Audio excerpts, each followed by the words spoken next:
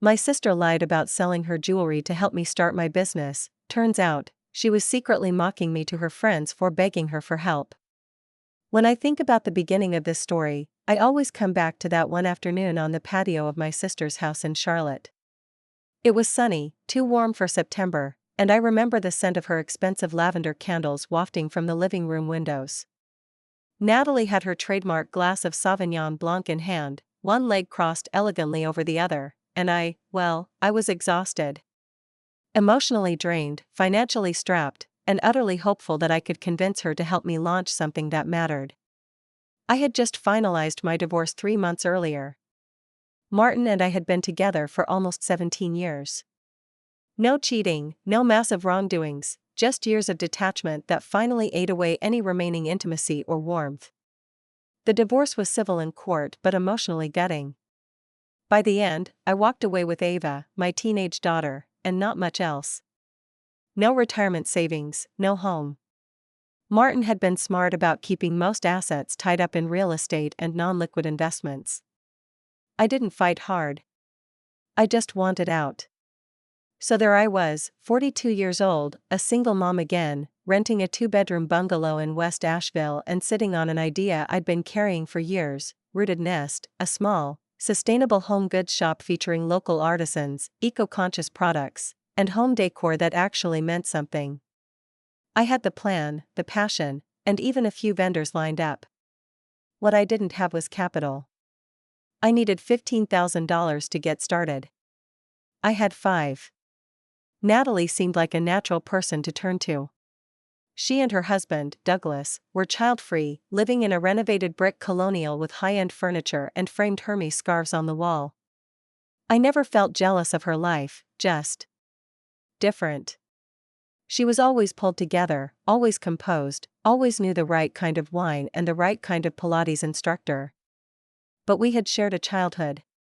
We had secrets and hand signals and late-night talks growing up. Surely that counted for something. I rehearsed my pitch before driving to Charlotte that weekend. I made sure not to sound desperate. I told myself, this is a business conversation. You're not asking for a handout. She listened carefully. Smiled in all the right places. Tilted her head when I told her how I'd named the store after the idea of grounding people in their homes, nesting not with plastic clutter but with meaning. And then she said, like it was nothing, I might be able to help. I have some old jewelry, pieces from college and my first few years with Doug that I never wear. I could sell a few and give you something. I'm thinking $10,000? I didn't even realize I was crying until she put her hand over mine and said, "Oh honey, don't cry. It's just jewelry." It was everything to me. I remember calling my mom on the way home, my voice shaking with disbelief and gratitude. I told Ava at dinner, and she lit up like a lantern, hugging me and asking if she could help set up the store once it opened. I launched Rooted Nest 3 months later. The first year was cruel and beautiful in equal measure. I was in the shop nearly every day, sometimes with Ava sitting quietly behind the counter doing homework, sometimes alone until after dark. Sales were slow at first, but Asheville had a market for handmade goods, and word spread. I built a small, loyal customer base. I was living frugally, scrimping and hustling, but it felt like my life again. Natalie dropped in occasionally. Always unannounced, always dressed like she had stepped out of a fashion editorial. She'd walk through the shelves with a half-curious glance, pick up a hand-dyed linen towel, and say something like, "It's very earthy." "Thank you." She didn't buy anything. Not once. Still, I never questioned her support. Why would I?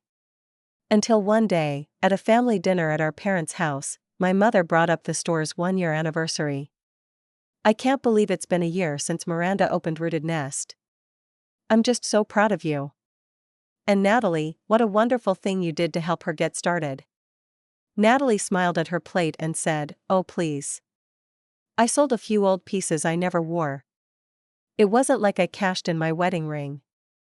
And Miranda, well, she practically sobbed when I told her. "You'd think I was donating a kidney." Laughter erupted at the table. My cousin Lydia giggled. My uncle shook his head with a smile. I smiled too.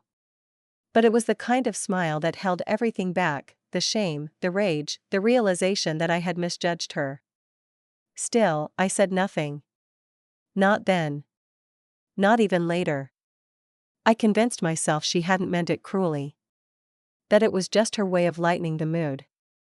I was used to people minimizing emotions, they made you vulnerable, and in our family, vulnerability was uncomfortable. But I started noticing little things. She introduced me to people as the one who runs that little store in Asheville. Once, she brought her friend, Denise, who looked around the shop with a faint smirk and said, "So this is where all the granola goes." Natalie laughed. I swallowed it all. The final crack came when I stayed at her house during a business networking event in Charlotte. I couldn't afford a hotel at the time, and she graciously offered me the guest room. It was a cold weekend in February. Ava was with her dad, and I had an early morning pitch session. I spent most of that evening revising my presentation in the upstairs room, nervous but focused. Around midnight, I couldn't sleep. I tiptoed downstairs to get water and heard laughter from the living room. Natalie and two friends were lounging with wine. I paused in the hallway when I heard my name. "I swear to God," Natalie was saying, "she thought I sold my grandmother's pearls or something." I never sold a damn thing. I just wrote her the check and made up the story to make her feel better. One of the women gasped. "You didn't?" Natalie laughed. "Oh, and the way she cried? Honestly, I should have filmed it." "Thank you so much, I don't know what I'd do without you," she mimicked in a sing-song voice. It was so dramatic. But hey, she got her store. Now she can sell beeswax and driftwood to tourists. I stood there, gripping the glass in my hand, heat rising through my chest, mouth dry. It felt like watching someone burn down your house and then ask if you liked the light. I didn't go back to bed. I packed my things and called a friend from college who lived 10 miles away. I told Natalie I had to switch to a hotel for early check-in and left before sunrise. I didn't cry. Not then. I haven't seen her in person since. I didn't tell her what I'd heard. I didn't ask her why she'd lie, or why she thought it was funny to mock me in front of her friends. I didn't demand she explain how she could pretend to sell sentimental jewelry just to dress her so-called help in a story that made her look like a saint. Because, frankly, I didn't trust myself not to say something I'd regret, or maybe I didn't trust her to say anything that would matter. What would she say? Sorry? That it was just a joke? That she didn't mean it? No. I knew Natalie. I knew how she'd spin it. How she'd tilt her head and act like I was too sensitive, like I should be grateful regardless of the how. So I chose silence. But not the kind that waits. The kind that closes doors and locks them quietly from the inside. I went back to Asheville, to Rooted Nest, to Ava, and to the life I was slowly building, on my own. For the first few days, I was in a fog. I kept seeing Natalie's face when she imitated me. I kept hearing her words, the smugness laced with cruelty. It wasn't just what she said. It was the betrayal behind it. The gleefulness. The performative charity of it all. I had told her things I hadn't told anyone. About how scared I was after the divorce. How I didn't know if I could make it as a single mother again, how small and unsure I felt in the face of this enormous dream. And she used that to elevate herself at brunch. I stopped responding to her texts. She sent a few at first, spaced out over a couple weeks. "Did you end up staying downtown for the event? Hope it went well.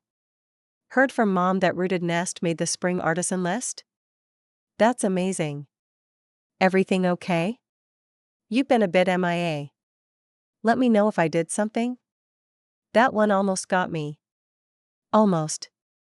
I hovered over the reply button. Thought about sending a paragraph or two. Maybe even the whole truth. But what would that do? Make her feel bad? Give her another story to spin at wine night?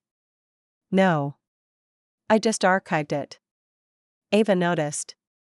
She didn't ask directly, but she's always been sharper than people give her credit for.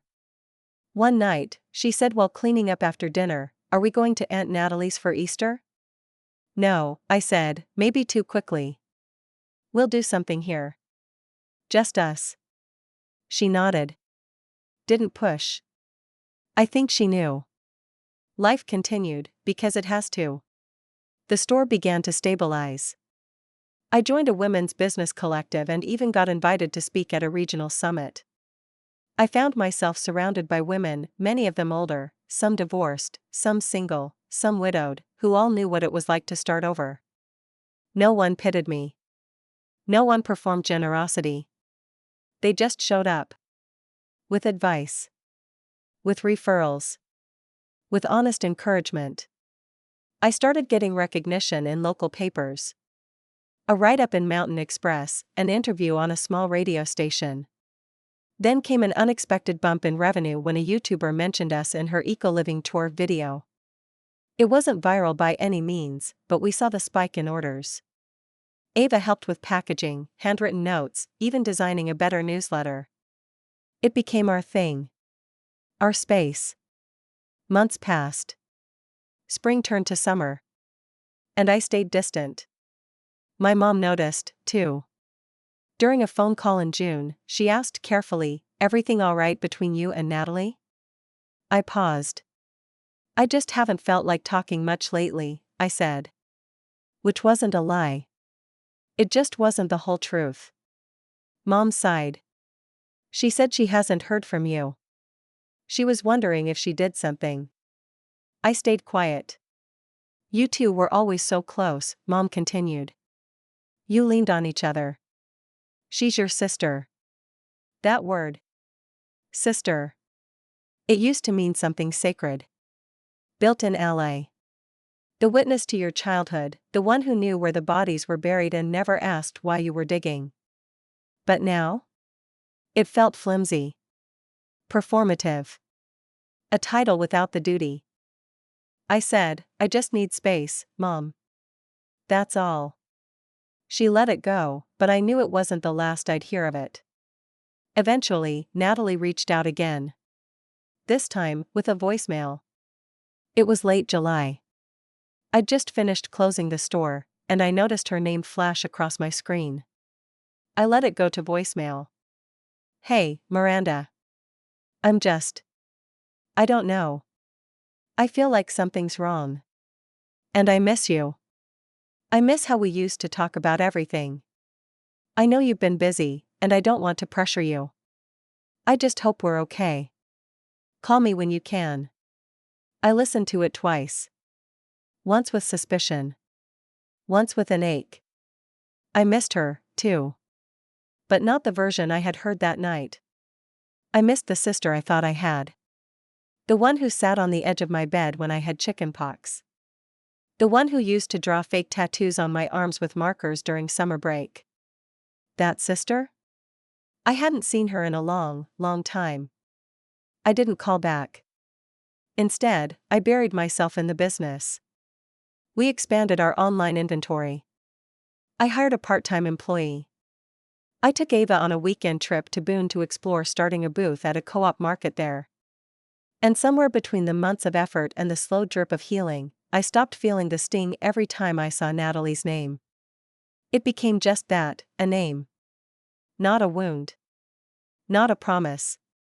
But the weird thing about family, about hurt that cuts through bloodlines, is that it never really stays buried. Not forever. It lingers in the margins, waiting for holidays or weddings or funerals to resurface. And it would. Because no matter how far I distanced myself, the truth was, she still had the version of the story she was telling. To her friends. To our mom. Maybe even to herself. And I had mine. And those two truths were about to collide, whether I wanted them to or not. It wasn't any one thing that forced our paths to cross again. Life, in its usual way, brought the confrontation to my doorstep, indirectly and inconveniently. It started with my mother's birthday. She was turning 70, and my cousin Penelope, Natalie's counterpart on my dad's side, was organizing a surprise party. Penelope, ever the diplomat, made it clear from the start, I want this to be a full family gathering. No drama, no divisions. Mom deserves that, at the very least. I knew what she meant. Everyone knew there was distance between Natalie and me. Our absence from each other's lives hadn't gone unnoticed. But until now, it had been a quiet omission, an unspoken footnote at holidays. She celebrated in Charlotte, I stayed in Asheville. Polite texts on birthdays. No real contact. Still, I agreed to come. For my mother. What I didn't anticipate was that Natalie would be co-hosting. When I walked into the rental space that Saturday afternoon, I spotted her across the room almost immediately. She was helping set up a table of hors d'oeuvres, laughing with someone, holding a sprig of rosemary like it was the final flourish on a masterpiece. She looked radiant, of course, she always did. Soft cream sweater, gold earrings, understated makeup. The same curated elegance that once made me feel inferior now just made me tired. She saw me, paused, then gave a small wave. I returned it. Numbly. I kept my distance during the first hour. Ava stuck close, probably sensing my mood. We made small talk with relatives, greeted my mother, who nearly burst into tears when we brought out the cake, and tried to stay on the opposite side of the room from Natalie. But avoidance only works so long. Eventually, Penelope cornered me near the punch bowl. You know you two are going to have to speak at some point. I said nothing. She's your sister, Miranda. She's a stranger, I replied, and walked away. It was later, much later, after most guests had filtered out and Mom was off with the grandkids, that Natalie approached me. I was gathering our things. Ava had gone to the restroom. The room was quieter now, the music off, the lights lower. Hey, Natalie said. She sounded hesitant. Almost small. Can we talk? I stared at her. I thought about all the things I'd wanted to say. The months I'd spent trying to forget. I gave a nod. We stepped outside. The air was crisp, dusk settling over the parking lot. She folded her arms. I've been trying to figure out what I did. I mean, I know we haven't been close. And I guess I sensed something after Charlotte. But you just disappeared. And I didn't understand why. I looked at her for a long time. Maybe she really didn't know. Maybe she honestly believed her version of the story. You remember that night, I said, when I stayed at your house for the event? She blinked. Yeah? I heard what you said to your friends. Her expression froze. What are you talking about? I was getting water. You didn't know I was still awake. I heard every word. The part where you laughed about never selling any jewelry. About how pathetic I sounded. The impression you made of me crying. Ring any bells? Her mouth opened, then closed again. Her face changed, not to horror, not even to guilt, but to defense. I didn't mean it like that, she started. Stop. My voice was sharper than I intended, but the dam had broken. Just stop. You made me into a punchline. You took what, to me, was one of the most vulnerable moments of my life and turned it into a wine night anecdote. I was just venting, she said quickly. It wasn't about you, Miranda. I was just tired of always being the responsible one. Everyone acts like you're the scrappy underdog and I'm the villain. I stepped back. Laughed, but it was dry and humorless. You lied, Natalie. You said you sold jewelry because you wanted me to feel like it was a sacrifice. Like it meant something. You made me think it cost you something, when in reality you wrote a check and dressed it up for drama. For your ego. And then you told people I begged you for help like I was some helpless child. That's not venting. That's cruelty. For a moment, we just stood there. Neither of us spoke. A breeze rustled the trees above us. Somewhere inside, a baby cried. A door slammed. I didn't think it would matter, she said finally, softer now. I thought. You had what you needed. I thought you'd forget the details. I was just trying to make myself feel like I did something important. But you didn't, I said. That's the thing. You didn't help me because you believed in me. You helped me so you could say you did. So you could get credit for it. And then mock me when it suits you. She looked down at the pavement. I didn't know you heard. I wish I hadn't. She nodded slowly. Then, after a pause, said, I'm sorry. It hung there between us. I waited. I don't know for what, maybe sincerity, maybe understanding. Maybe I wanted her to show some kind of humility, a recognition of the impact she had. But all I got was silence. I turned and walked back inside. Ava was waiting by the door, phone in hand. She looked at me, then at Natalie, and I just gave her a smile. Ready to go? I asked. Yeah, she said, and we left. That night, I sat in bed and thought about the word sister. How much weight we put on it. How long we hold on to people because of blood and memory. How sometimes they let go long before we do. And how sometimes we need to stop reaching back. It started with an email. 3 weeks after the birthday party confrontation, I received a message from a well-known regional interior design blogger. She had stumbled on Rooted Nest through a feature in a local living magazine, loved our store, and asked if I'd be interested in contributing to her new eco-home brand's launch event. They were curating a few small businesses across the Southeast to partner with and offer product collaborations. I blinked at the email. Read it twice. Then again. I looked up the blogger. Yes, she was legit. Thousands of followers, strong brand presence, and most interestingly, a tight inner circle of designers, influencers, and sponsors. I said yes. Of course I did. The launch event was to be held in Charleston, a 3-day showroom pop-up full of networking, brand booths, panels, and press. I spent the next month working on product samples, packaging, marketing materials. Ava designed a new postcard for the brand partnership. She even came with me to the event and handled the booth when I spoke on the panel about sustainable sourcing. It was the biggest break we'd had since opening. We sold out nearly everything.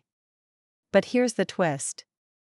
On day 2, I walked into one of the side networking lounges and came face to face with Natalie. She was sitting at a white linen-covered table with 2 other women, wearing a lanyard for a Charlotte-based lifestyle brand, one I recognized as a small home styling business she had started with a friend about a year earlier. I had seen the occasional post about it online but never gave it much thought. Her face was priceless when she saw me. I smiled. Didn't expect to see you here. She blinked, then forced a small smile. Likewise. One of the women asked, Oh, do you two know each other? She's my sister, Natalie said. The other woman smiled. Oh. I've heard about you. Aren't you the one with the eco store in Asheville? I nodded. Rooted Nest. We're collaborating with Hannah's brand on a limited product line for the season. There was a beat of silence, just long enough to let that sink in. I didn't gloat. I didn't need to. But I did catch the flicker in her eyes, the calculation. The recognition that somehow, despite her disdain, her mockery, I had landed a position in the very space she was trying to climb into. Over the next day, I kept things polite but distant. We didn't speak much, though I caught her watching me a few times. Especially when the blogger herself stopped by my booth and thanked me in front of a small crowd. And then came the final piece. A few weeks after the event, the blogger published a behind-the-scenes video and blog post featuring all her collaborators. There I was, standing with Ava, talking about local craftsmanship and sustainable decor. The post was shared widely. Rooted Nest saw a 40% bump in online orders in just 10 days. We had to reorder stock and upgrade our packaging process. The store's newsletter subscriber count doubled. Natalie?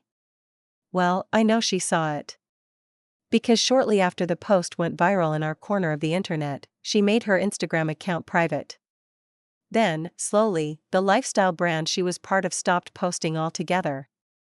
Within 2 months, the website was redirected to a coming soon landing page. And me? I kept going. I didn't need to expose her. I didn't need to tell anyone what she said or how she treated me. I didn't write a long blog post or reveal our family drama in interviews. I just let my work speak for itself. When people asked about my start, I was honest, but with boundaries. I had help early on, but mostly, I had to rely on myself. That was true. And it was enough. Eventually, Natalie tried again. She sent a message. Not an apology, just a hope you're doing well, saw the feature, looks amazing. I didn't reply. That silence, that was my revenge. Not cruel. Not violent. Just definitive. She got to sit and watch me become the thing she never thought I could be, without her. And I didn't need to humiliate her or match her pettiness. I just built something real. Something lasting. Something that could outlive her stories and her brunch table performances.